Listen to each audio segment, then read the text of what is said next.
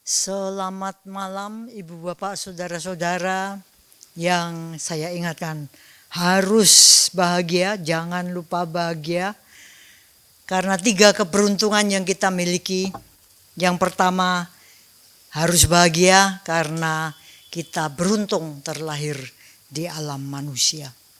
Yang kedua, kita harus bahagia karena kita beruntung mengenal Dhamma, ajaran kebenaran, sehingga kita bisa melihat segala fenomena kehidupan ini dengan lebih jelas karena Guru Agung kita, The Buddha, sudah membabarkan dengan luar biasa. Dan yang ketiga, kita harus bahagia karena kita beruntung masih hidup. Masih hidup ya. Sungguh suatu hal yang kelihatannya sepele, tapi sebenarnya harus kita jadikan, bersyukur banget ya kita masih hidup.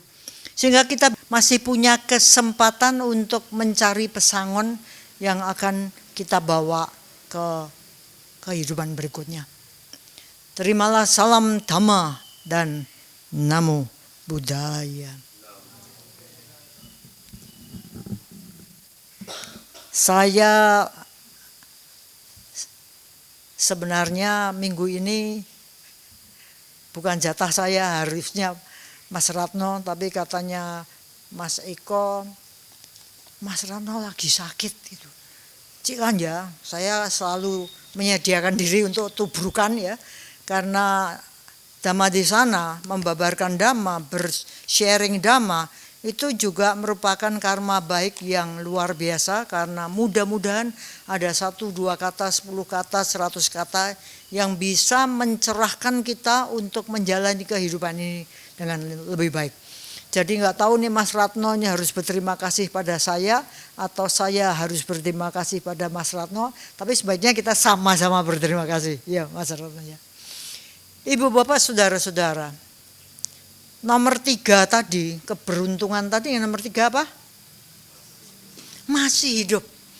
Ini lebih mencuat di dalam beberapa minggu, beberapa hari belakangan, karena adanya satu kisah di mana seorang yang tidak beragama Buddha namun belajar Dhamma, itu saya dengar pindah alam dalam usia 50 tahun lebih karena menderita kanker. Kita beruntung tidak menderita kanker, bener ya. Tapi jangan kita anggap itu jaminan loh. Karena di masa depan apapun bisa terjadi. Orang yang menderita kanker itu enggak pernah mimpi atau aku untuk kanker, enggak ya. Tapi toh kanker itu datang dan segala daya upaya dilakukan. Berobat sampai ke luar negeri karena kebetulan juga bosnya internasional mau membiayai, karena orang ini juga orang yang baik dan bekerja dengan sangat luar biasa keras, sehingga kemudian meskipun dikatakan dokter memvonis 3-6 bulan pindah alam. Ibu Bapak kalau masih ingat waktu Bante Joti Dhamma kelas beberapa minggu yang lalu, ada kata-kata beliau yang bagi saya tuh jelek gitu ya. Karena Bante Joti itu orangnya saklek gitu ya, nggak pakai manis-manis gitu ya. Kalau ngomong itu jelek. Bante Joti ngomongnya enak sekali, karena saya biasanya mengulang kembali. Ya bagaimanapun juga dengan cara apapun manusia tuh mesti mati kok. Enak ya. Dengan cara apapun nih saya garis bawahi. Dengan cara apapun. Terus Bante Joti mengemukakan misalnya aja karena sakit, karena tua, karena kecelakaan, karena bencana, karena apapun juga raganya sudah melapuk, Akhirnya tek mati. Tadi kisah yang saya dengar, yang saya bagikan pada ibu bapak, itu dia, saya nggak ngerti ya, beruntung atau nggak beruntung. Kalau diomongin, Pak Putu dokter ngomong sama saya, Bulani, ya ini kabar gembira, umur Bulani masih 3 bulan. Atau Bulani ini kabar yang tidak bagus, karena waktunya Bulani cuman tinggal 3 bulan. Bisa lihat ya, bagaimana kita merespon satu kabar dengan baik, dilabeli baik, atau buruk, dilabeli buruk. Itu tergantung dari bagaimana kita melihat kehidupan. Maka kalau kita kebetulan beruntung kenal Dhamma, sebenarnya kita ini sudah satu step beruntung lebih dulu, karena kita mengerti satu kebenaran, bahwa kita mesti mati. Tadi saya katakan, orang yang saya ceritakan itu diberi tok sama dokter 3-6 bulan. Di buku yang dibagikan dalam karangan Ajahn Chah, kalau diambil yang paling halaman terbelakang, itu ada sesuatu yang saya suka karena cesplengnya luar biasa. Di situ dikatakan bahwa seandainya dibayangkan kita ini kriminal, karena belum suci ya, masih penjahat gitu ya, belum arahat. Maka begitu kita ini itu kalau masuknya pengadilan, ini terjadi, hakim itu sudah ketuk palu, tok, hukumannya apa? Hukuman mati. Bener ya?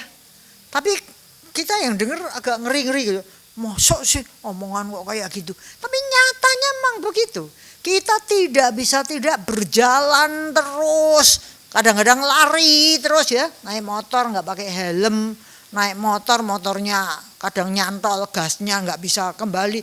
Itu sudah berlari menuju kematian lebih cepat daripada yang seharusnya ditokkan oleh hakim. Pertanyaannya, meskipun kita ini semua hukumannya mati, tapi eksekusinya berbeda-beda, benar ya? Ada yang baru tok, wassalam, meninggal. Ada yang baru umur 4, tok, wassalam. Ada yang umur 40, ada yang umur berapa, tapi semuanya mati. Maka mendengar kabar yang menarik itu, berita bahwa orang itu kalau kanker kadang-kadang ditok bukan oleh kehidupan tapi oleh dokter, 3-6 bulan mati. Saya mencoba merenungkan tentang sebenarnya kita ini kalau seandainya berada dalam posisi ditok kanker oleh dokter, apa yang kita lakukan sebagai manusia yang kenal Dhamma? Kira-kira kayak apa sih? Gimana ayo? Oh langsung. Gini langsung diginikan. Ayo Pak Putu. Berbahagia, hebat ya. Rada edan yang dikanker, ditok 3 bulan berbahagia. Tapi bukan sesuatu yang aneh kalau kita bisa mikir. Orang lain enggak tahu mau mati kapan. Aku 3 bulan. Berarti aku punya waktu 3 bulan untuk menata sisa hidup. Betul? Karena kita kan enggak ngerti kapan kita mati. Jadi apakah kita menata sisa hidup? Enggak loh. Kita hidup kita ngawur-ngawur aja loh. Merasa bahwa mati kita masih panjang. Bener enggak sih? Kehati-hatian kita, kewaspadaan kita lain sekali dengan orang yang diketok 3 bulan, 6 bulan. Nah, saya ingin berbagi pada ibu bapak saudara-saudara tentang sebenarnya yang namanya masa hidup itu apa benar-benar bisa ditok gitu loh. Beberapa waktu yang lalu para umat melakukan upacara apa? Patidana. Benar? Benar ya? Apa yang dilakukan? Melepas, memberi kehidupan, memberi kebebasan pada makhluk-makhluk untuk bisa hidup lebih lama. Benar ya? Katanya, kalau kita banyak melepas makhluk untuk memberi kehidupan, menambah usianya, cinta kasih, itu kita sendiri mendapat panjang umur juga. Kayaknya begitu ya. Kayaknya kita kasih nyawa, kita dapat sambungan nyawa. Kasarnya ngomong seperti itu. Saya selalu teringat kalau misalnya saya ulang tahun, itu saya biasanya mengatakan 1 year older, 1 tahun lebih tua, 1 tahun lebih bijaksana, 1 tahun lebih dekat dengan kematian. Itu cara saya memaknai ulang tahun. Jadi kalau ada ulang tahun yang wah hura-hura, saya tuh geli. Oh, mendekati usia setahun lebih dekat dengan kematian kok malah seneng-seneng gitu ya. Ayah Santini itu tidak setuju dengan kata-kata saya. Beliau selalu mengingatkan, belum tentu loh Cilan. Kalau Cilan tuh banyak berbuat baik, itu memperpanjang jatah waktu juga. Makanya dalam kita parita kan ada ya, semoga usia 100 tahun gitu ya. Gak usah 100 tahun lah. Idenya adalah semoga bisa hidup dalam kondisi yang baik, tetap sehat, bisa bermanfaat.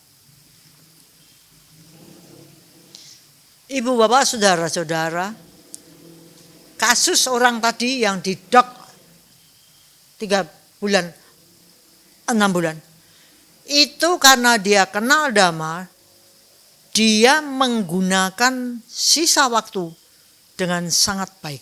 Mungkin karena ada rasa bahagia tahu kapan jatahnya gitu ya. Maka kemudian begitu banyak dia lakukan dalam waktu yang sangat sempit. Apa yang dia lakukan? Dia banyak membantu orang, memberi kebutuhan untuk anak-anak panti asuhan, memberi bantuan pada orang-orang yang gila, orang gila yang butuh ini itu. Sampai pada waktu dia tuh kemo dan radiasi, itu melihat orang-orang yang nungguin di selasa rumah sakit. Terketuk hatinya untuk itu orang makan apa ya. Nungguin kayak gitu itu. Jadi dia mengupayakan dana, mengumpulkan dana, jawil sana jawil sini, untuk menyediakan makan siang bagi mereka yang nungguin pasien kanker. Hebat enggak? Dia sendiri kanker, mengalami penderitaan sakitnya kayak gitu di kemo. Tapi dia masih ingat untuk memberi makan. Saya waktu diceritain saya, waduh luar biasa ya. Itu kalau tidak punya kebahagiaan, ini harus banyak berbuat baik, tidak akan itu terlaksana, betul? Dan yang saya merasa juga terpesona adalah bahwa dia mati akhirnya, tapi bukan 3 bulan, bukan 6 bulan, tapi 15 bulan. Jadi 2,5 atau 5 kali dari jatahnya dokter. Melihat itu, merenungkan hal itu, saya dalam usia yang 72 ini mulai ganti paradigma, pola pikir. Saya sekarang bukan melihat ke belakang, saya sudah ngapain saja. Tapi saya mulai mikir, saya mau ngapain. Karena sudah sedikit sekali waktu yang masih tersisa. Bisa bayangkan, aku sudah ngapain, itu udah lewat. Tapi aku akan ngapain, ini jadi real. Kalau yang sudah lewat ya sudah. Tapi akan ngapain itu jadi real karena bisa saya laksanakan selagi saya masih hidup. Benar ya? Benar apa enggak sih? Saya anggap pola pikir ini perlu dimiliki oleh kita-kita yang kenal dhamma. Karena aduh anicanya kehidupan tuh tueng gitu ya. Jadi kalau kita mati itu kita bawa apa itu harus dipikirkan benar-benar. Satu hal yang saya renungkan banyak adalah sebenarnya untuk mengisi sisa hidup ini, apa yang paling penting saya harus punya? Menurut ibu bapak apa? Supaya saya ini pinter berkarma baik ria. Supaya saya ini terampil berkarma baik ria. Apa yang seharusnya yang super penting untuk kita miliki?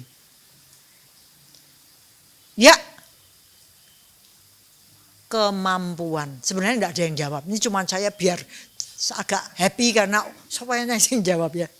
Jawabannya ada di Karania Metta Sutta. Hari ini tadi kita baca juga. Inilah yang apa?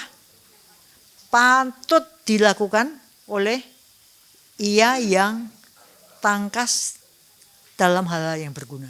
Saya terjemahkan itu dalam arti kalau kita ini mau tangkas, mau terampil, mau cepet-cepet bisa melakukan karma baik, maka kita yang pertama adalah apa? Mampu. Itu saya renungkan banyak kali dan saya renungkan lama kali karena menarik sekali bahwa kita untuk bisa banyak berbuat baik itu butuh kemampuan. Maka kalau belajar di sekolah, apa yang kita pelajari? Kalau di Putra Bangsa, character, knowledge, skills. Yaitu karakter yang bagus, ilmu pengetahuan yang bagus, dan keterampilan yang bagus.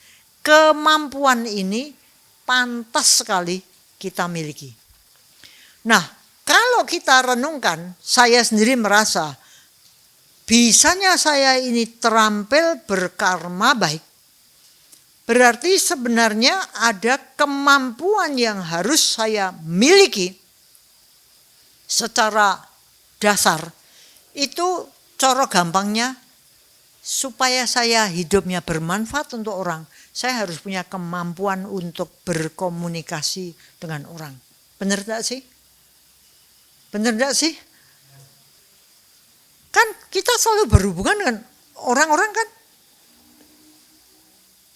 Yang kedua, kita harus bisa punya kemampuan untuk berhubungan dengan diri sendiri. Benar gak sih?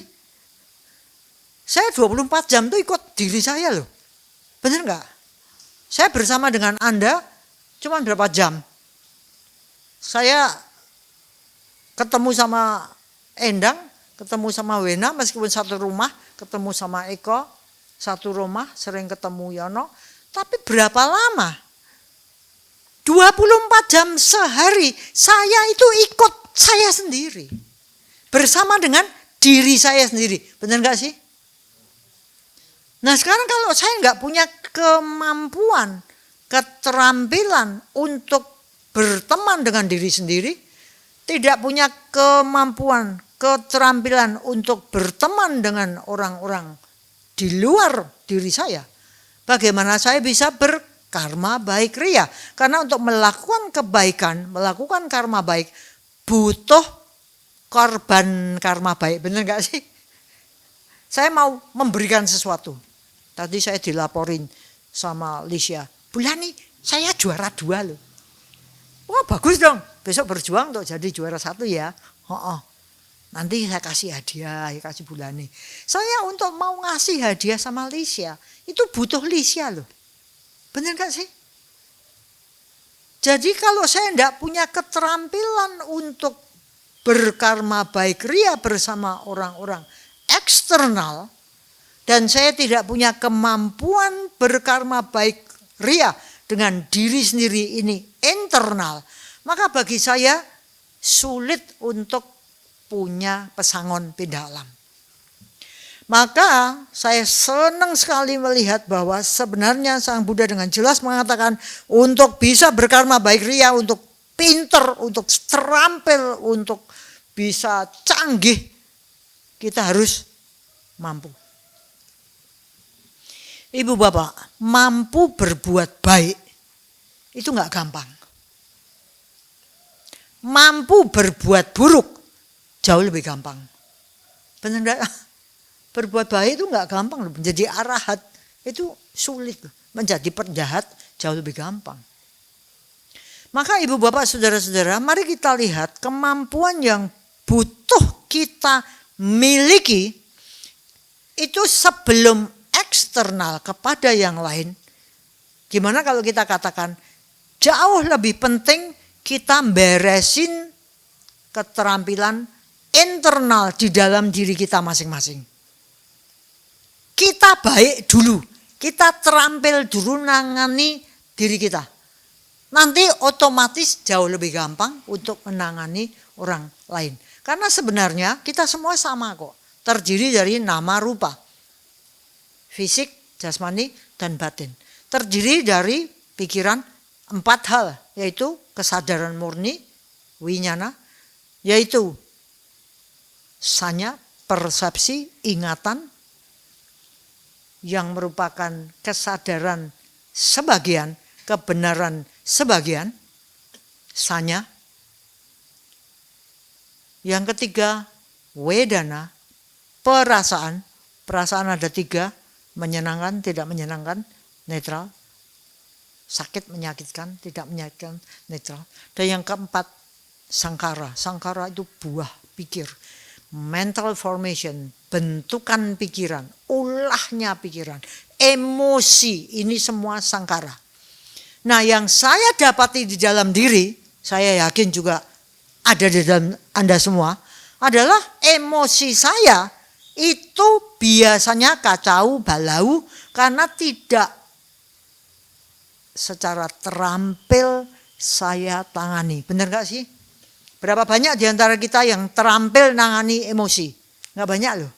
Kalaupun banyak, tidak sering loh. Bener gak? Kadang-kadang bisa, kadang-kadang tidak.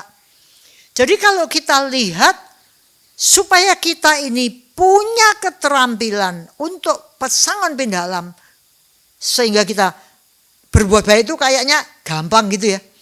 Maka bagaimana kalau kita mulai melihat ke dalam diri sendiri, macam pemikiran apa, emosi apa yang menemani kita.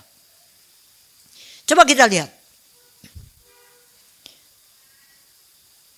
Saya pakai Yono aja, soalnya Yono itu orangnya baik, jadi nggak marahan. Padahal orangnya pemarah. Tapi kalau saya ngomong dia orangnya sabar, dia akan sabar, ya. Saya ini sebel banget sama Yono. Ya kenapa? Ya alasannya banyak. Mungkin ya. Ini cuma contoh. I love you, I love you. Bukan love tapi love, tak lapi gue. Tapi kalau saya ini nggak seneng sama Yono, suka, tidak suka, ini mempengaruhi sekali cara saya memandang Yono. Udah, saya tidak suka sama Yono. Itu seperti saya pakai kacamata hitam misalnya. Apapun yang Yono kerjakan, itu hitam. Tapi kalau saya senang sama Yono dengan segala macam alasan, maka apapun yang Yono lakukan dapatnya baik. Betul? Bisa pahami tuh? Kalau kita pas suka ya, jadi kita ini terpontang-panting antara suka, enggak suka. Suka, enggak suka, kan gitu. Ya. Kemudian kalau enggak suka jadi jengkel. Kalau jengkel kita pelihara, kita sirami, kita kasih pupuk, jengkel jadi benci. Benci jadi dendam. Meletoknya jadi marah. Emosi yang meledak-ledak dan sebagainya. Nah, sekarang saya nggak mau ngurusin yang baik ya. Saya ngurusin yang jelek aja. Karena ini yang perlu dibina. Ibu bapak, kalau saya ini nggak suka sama Yono, ya, Yono nggak ada ini. Terus tiba-tiba Yono datang. Lihat jalannya dia, saya sebel. Bener dak? Ayo ngaku. Yono tuh nggak ngapa-ngapa, baru masuk ruangan ini. Saya lihat dia jalan itu saya sudah perempeng. Pernah rasakan? Perempeng itu pernah rasakan. Sulit ya itu diterjemahkan bahasa Indonesia, sulit. Mak perempeng gitu aja. Pokoknya langsung naik darah dan rasa tidak suka ini membuat apapun yang dilakukan Yono salah. Betul? Benar enggak? Padahal sebenarnya ya enggak apa-apa. Yono nganyel kayak ngapa? Mau buka pintu, geledak. Loh memang pintunya tuh sulit dibuka. Pokoknya. Tapi kalau Eko buka, yo gledek. Tapi karena saya suka sama Eko, nggak apa-apa tuh. Pernah ngerasakan gitu? Pernah ngerasakan gitu? Jadi berarti kita ini pandangan kita ini sudah nggak benar. Terus langsung pada siapa ya? Tapi itu sebenarnya kita semua begitu. Kenapa? Karena yang namanya sangkara, buah pikir, itu langsung tuang. Dan kita tidak bisa nyetop. Saya ulang ya.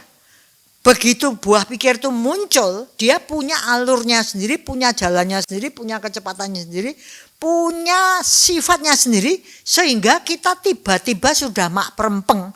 Itu kita tidak bisa apa-apa. Oke? Jadi tidak salah. Sebentar. Belum salah. Karena dia punya alurnya sendiri. Tapi itu jadi salah sesudah saya merespon mak perempeng ini dengan mudah maksudnya. Ya. Bayaran, pelan-pelan buka. Loh, maaf sih Lan, tadi saya ya sudah pelan-pelan tapi itu susah dibuka. Alasan saya lagi marah-marah sama Yono. Eko masuk, kan ini kan sulit. Gelodak gitu toh. Apa yang terjadi? Enggak apa-apa tuh. Ngerti? Ngerti maksudnya? Jadi yang salah siapa? Yono atau pintunya atau Ekonya? Yang salah adalah saya sendiri. Kok dadak nesui ngopo? Kenapa kok mesti marah? Kenapa kok saya mesti ngotori pikiran saya dengan respon yang membuat fisik saya merespon negatif juga? Siapa yang merasa kalau marah itu bahagia? Orang marah itu enggak bisa loh senyum. Bener gak? Sabar. Iki wis sabar. Bener gak? Bener gak? Ketawa-ketawa tuh karena bener ya. Betul ya? Jadi kalau kita ini marah-marah, sebenarnya apa yang terjadi? Kita merespon sesuatu dengan kotoran batin yang kita ciptakan melalui respon. Pada waktu kita merespon dengan kemarahan, itu yang namanya kesadaran, yang namanya winyana, yang namanya panya kebijaksanaan, itu ambles. Oleh sebab itu, kalau pas meditasi, yang kita latih itu winyananya, kesadaran murninya, supaya waspada memperhatikan napas yang masuk, napas yang keluar. Pikiran belayang, tarik meneh. Napas yang masuk, napas yang keluar. Belayang, tarik lagi. Kita enggak marah loh. Pikiran belayang terus, enggak loh. Kita cuma ambil napas, mulai lagi. Kita belajar apa? Sabar. Bisa melihat itu. Jadi yang salah bukan Yono, bukan pintu, bukan Eko. Yang salah adalah saya merespon gelodak tadi dengan aku tidak suka. Dan tidak sukanya ini bukan tidak suka pada glodeknya, karena Yono glodek, Eko glodek, glodoknya kan sama toh. Tapi kok saya merespon sama, ya kenapa? Kenapa pertanyaannya? Nganyel keok. Nah, kowe mau Eko waktu masuk, ais, pokoknya, ngerti maksudnya? Kita kalau dihadapkan pada gitu, kita makin marah. Karena merasa bahwa, iya ya, logis juga. Kan sama-sama glodek, kok si Yono dimarahin, kok Eko nggak dimarahin? Berarti saya sebagai orang tua, kalau dua orang tua anak saya adalah orang tua yang tidak adil. Betul? Saya adalah orang tua yang tidak bisa melihat realita. Betul? Sama-sama kok.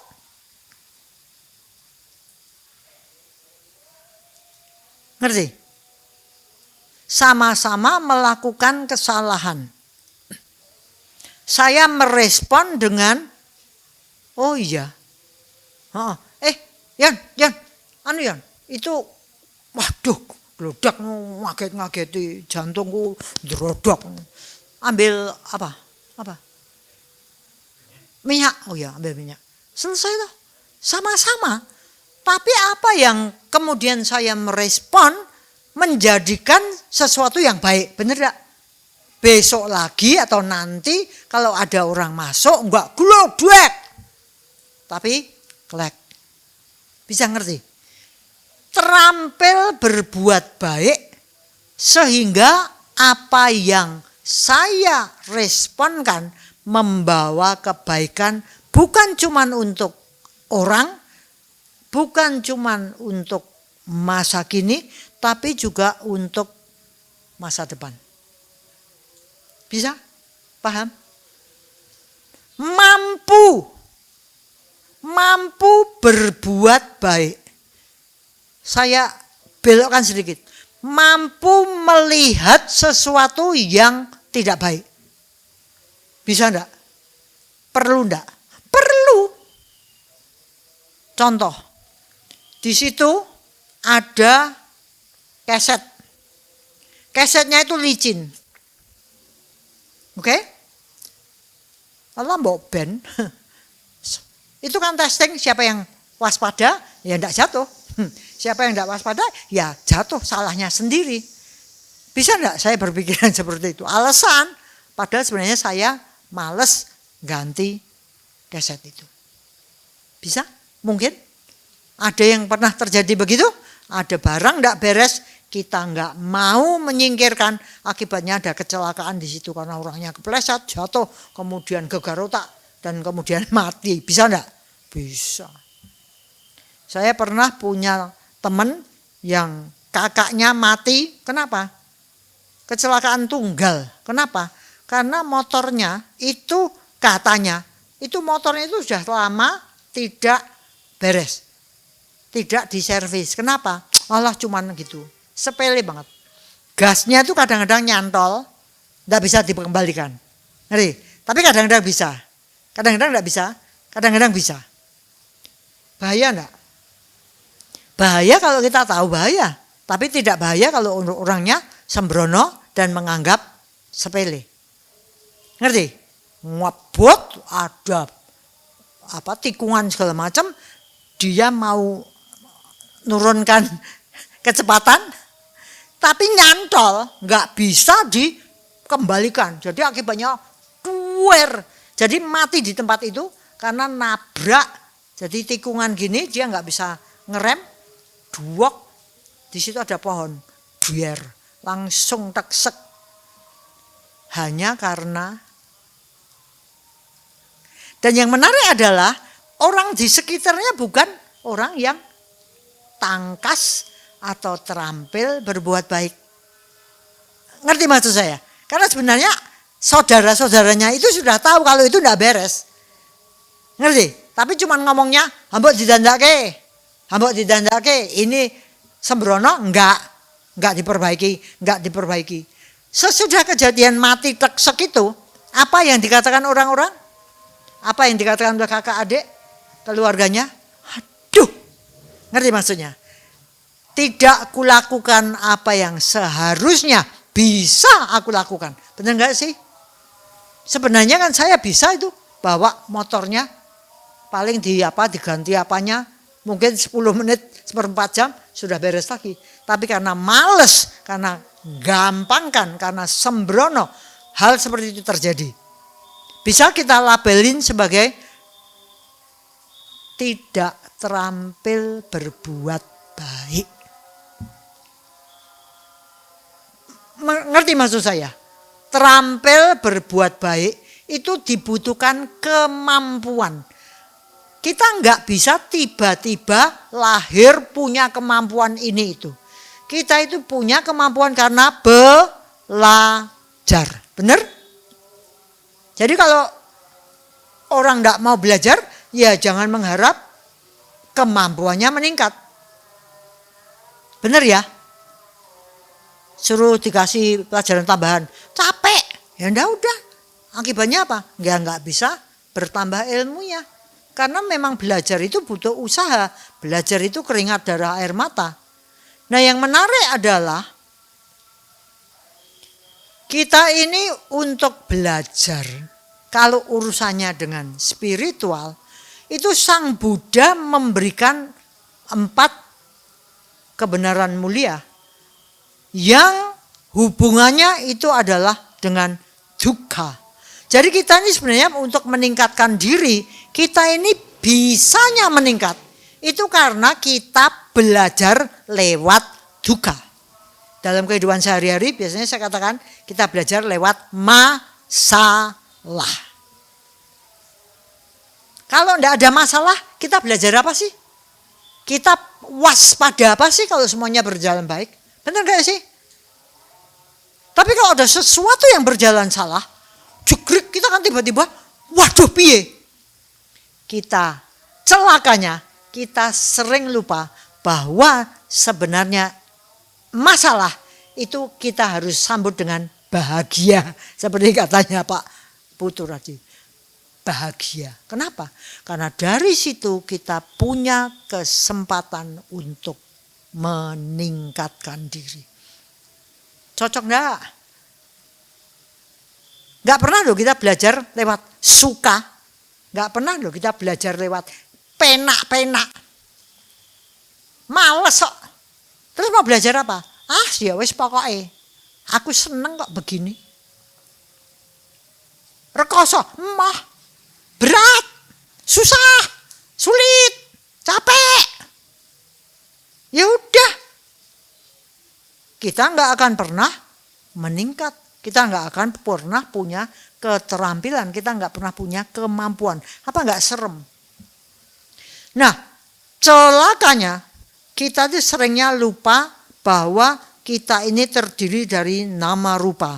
Nama itu batin, rupa itu ini, jasmani.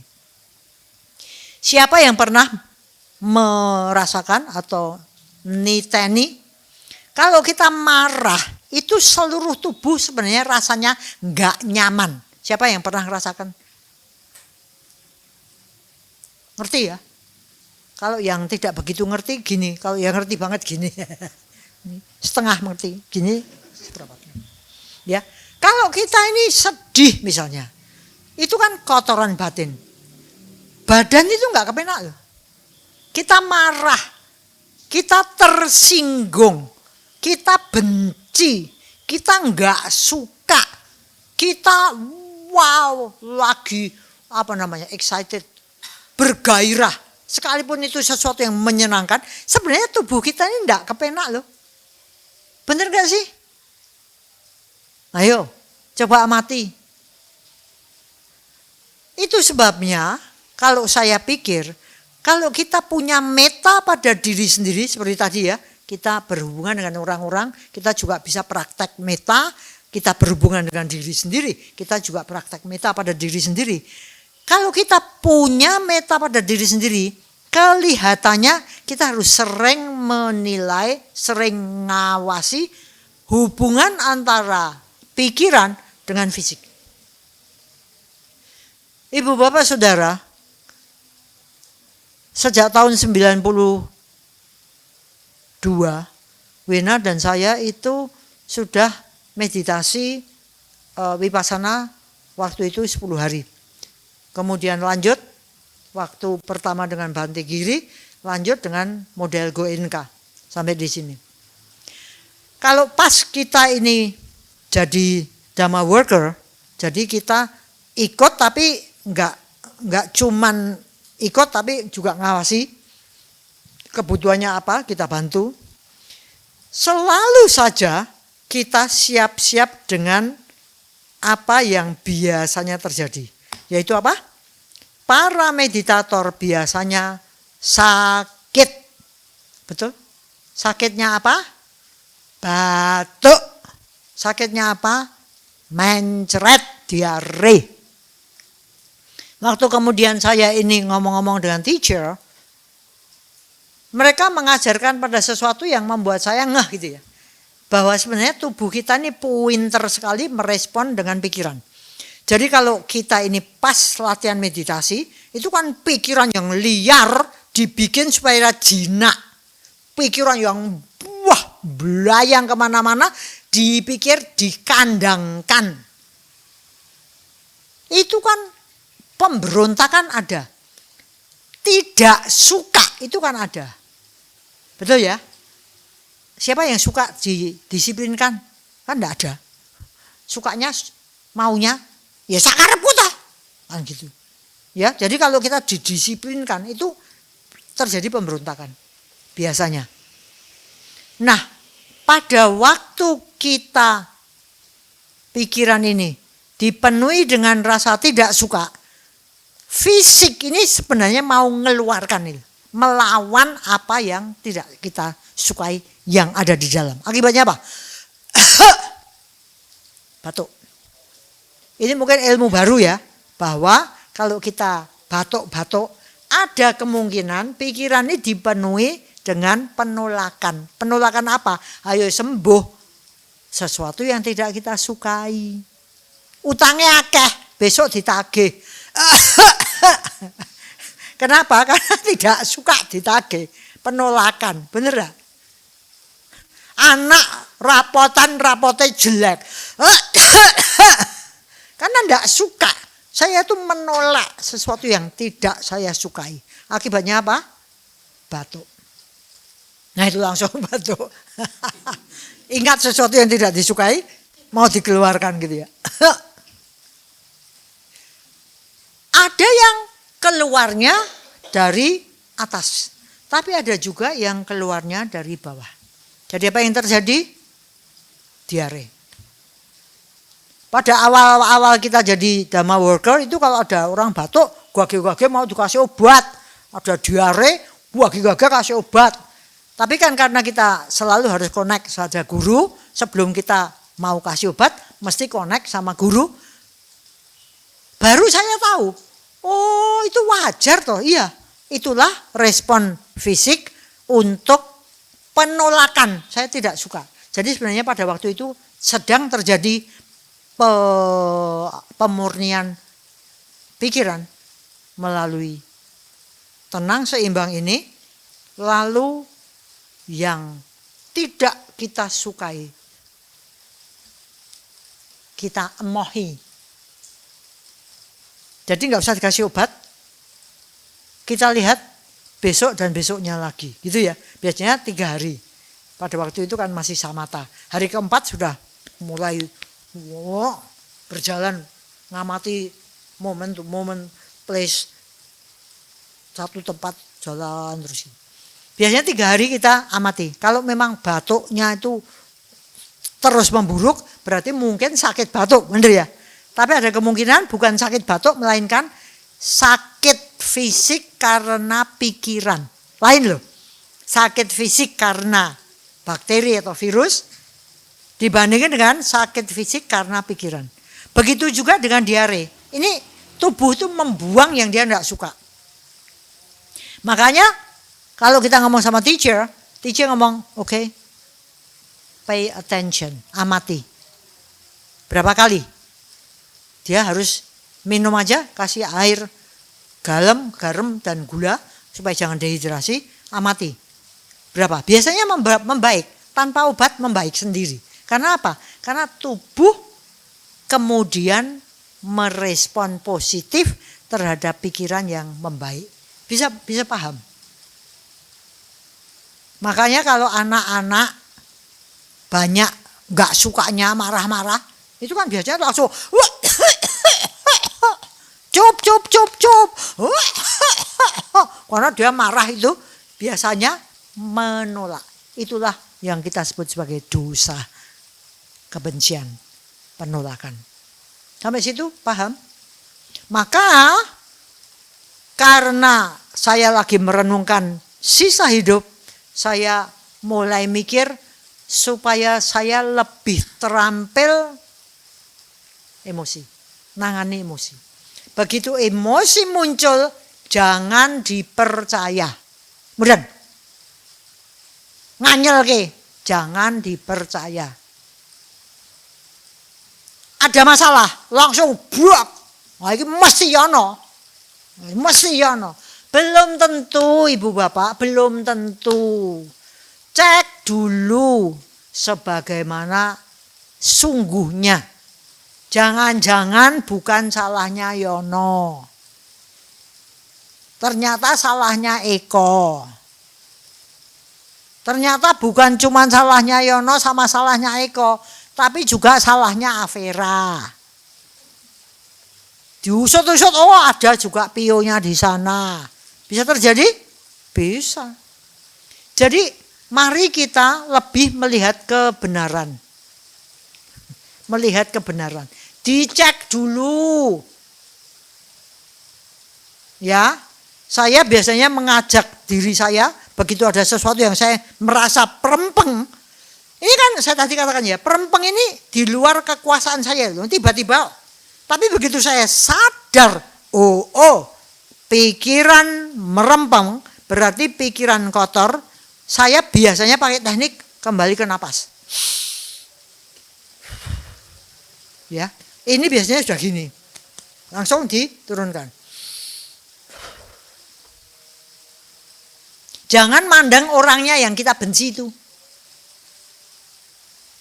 Memandang ke barang netral. Mungkin ambil minum. Kasih sela supaya ini tuh lerem. Karena enggak saya kasih bensin. Belum udah kebakar. Vera! Oh kok kaget tenan. Dia bingung kenapa. Kok bulan ini kok marah-marah kenapa? Dia bingung loh. Dan sementara saya marah ini sebenarnya saya enggak tahu masalahnya juga. Cuma dilapori sana, dilapori sini. Kebenarannya kayak apa saya enggak tahu. Bener enggak? Bisa enggak terjadi seperti itu? Apa bukan itu yang kebanyakan terjadi? Kita belum tahu, sudah ngelabeli, sudah wah tinta tebel mesti ono, mesti ono. Belum tentu sayang, belum tentu. Mbok sabar. Dilihat dulu tenan apa yang terjadi. Yang kita lihat ini kan belum tentu gini loh. Kadang-kadang kita cuma segini doang. Satu hal yang jadi guru saya itu murid-murid SD kelas 1. Itu saya pegang sebagai satu ajaran yang selalu saya ingat. Pada suatu hari, mungkin pernah saya ceritakan karena itu guru saya. Pada suatu hari ada anak bocah kelas 1 itu umur berapa? 6 ya. 5 orang gadis cantik, cilik-cilik tuh. Geruduk. Saya lagi kerja di komputer, mereka ngomong, Bulani, ada apa? Saya tinggalkan kursi, terus biasanya saya duduk supaya matanya segaris gitu ya. Ada apa? Bulani, si Aileen sekarang. Aileen nangis. Lah kenapa? Dipukul sama Avera gitu. Hah? Aileen nangis dipukul sama Avera. Loh, lah kenapa? Enggak tahu. Avera enggak mau minta maaf. Loh, enggak mau minta maaf. Loh, gimana tuh? panggil. Ailin dipanggil. Ailin, kenapa nangis? Saya dipukul sama Afera. Padahal Aferanya kuat, Ailinnya kurus gitu ya. Sakit. Wah, gimana toh? Afera minta maaf enggak? Enggak mau minta maaf. 5 orang anaknya kan liatin, iya Bulani tadi Afera enggak mau minta maaf, sudah tak bilangin enggak suruh minta maaf, enggak mau minta maaf. Wah, waduh gimana ini ya? Si Afera panggil, wah 5 orang anak manggil Afera. Afera datang. Afera, tadi kamu mukul Ailin. Loh, lah kenapa? Kamu minta maaf enggak? Enggak. Lah kenapa? Lah Ailin joroknya aku sampai aku jatuh ya. Oh, Ailin dorong sampai Afera jatuh. Ailin, tadi kamu dorong Afera sampai jatuh. Jadi siapa yang salah? Dua-duanya toh. Tapi yang nangis kan Ailin. Jadi yang salah mesti yang enggak nangis kan? Ngerti maksudnya? Terus apa yang terjadi? Karena ini kejadian benar saya ngomong. Oh, Ailin berarti kamu dorong Afera dulu ya? Oh, Afera tuh ya sakit loh didorong itu jatuh loh. Kamu minta maaf ya? Ya. Dah, Afera itu tadi ya mukul Ailin tuh, Ailin ya sakit loh. Enggak boleh dong. Minta maaf ya. Ya udah, maaf-maafan. Ailin salah karena dia dorong sehingga jatuh. Si Afera salah karena mukul sehingga nangis. Tapi dua-duanya salah, ngerti? Jadi diajari besok lagi enggak boleh ya Afera ya, enggak boleh mukul ya. Ailin, besok lagi enggak boleh dorong ya. Terus karena anaknya pinter, besok lagi enggak mukul tapi yang Afera dorong, yang Ailin mukul gitu ya. Enggak gitu ceritanya. Tapi kedua-duanya sadar bahwa itu karma buruk. Besok lagi enggak ya. Udah sana mainan lagi. Udah mainan ding. Bagi saya peristiwa satu itu mengajarkan pada saya enggak boleh langsung muntap. Udah enggak? Kalaupun muntap terjadi saya enggak bisa apa-apa. Saya enggak boleh merespon dengan langsung ngamuk. Bisa mudah? Karena itu pendidikan bagi saya untuk selalu ngamuk. Ada pacok selalu ngamuk. Pertanyaan, lah kalau saya menjadi kebiasaan tidak adil, kebiasaan tidak lihat situasi yang sesungguhnya, tidak melihat dhamma, terus saya mati, saya lahir lagi di mana? Pasti alam yang berkobar-kobar juga toh. Apa enggak serem? Ngerti maksud saya? Jadi mari kita mumpung masih hidup, belum kena kanker, belum mati, tapi kenal dhamma, kenal bahwa mak perempeng itu enggak apa-apa, karena itu di luar kemampuan kita, tiba-tiba sudah mak perempeng, tapi semoga kita cepet-cepet bisa nangkep pikiranku reget iki mak perempeng. Langsung kembali ke napas. Sabar. Menghindar sedikit, makan, minum atau gimana, atau nyanyi salah sendiri punya anak. Ya. Terus sabar. Latihan ini dipakai untuk latihan kanthi parami. Kalau enggak ada seperti ini aku enggak bisa latihan kanthi parami. Jadi berbahagia. Ya toh Pak? Ya, jadi hari ini saya belajar banyak banget dari Pak Putu, dari contoh-contoh ini. Semoga kita semua juga belajar. Karena apa? Kembali, kita nggak pernah tahu kapan kita eksekusi. Mumpung kita masih punya kesempatan, mari kita gunakan apapun juga, khususnya masalah, untuk melatih kita menjadi orang yang kesadarannya makin tajam, kewaspadaannya makin tajam, sadar, tenang, seimbang, menjadi terampil. Sehingga kita nggak gampang kobong, nggak gampang punya karma buruk di pikiran. Belum kemudian Ya nah, itu tadi, oh, kaget. Itu karma buruk lewat ucapan. Belum kalau pok, karma buruk lewat fisik. Ya, jadi terlalu banyak karma buruk kita tidak bagus, tidak bisa bahagia. Ya, mari kita semua berbahagia. Kita semua terus melakukan perbaikan, latihan, khususnya dengan kanti parami, sabar, dan terus maju untuk meningkatkan kemampuan sehingga tidak menimbulkan masalah bagi orang-orang lain. Gitu ya, tidak menimbulkan masalah bagi orang lain dan kita tidak menambah masalah bagi diri sendiri. Semoga semua makhluk bahagia dan semoga yang terbaik datang pada kita semua.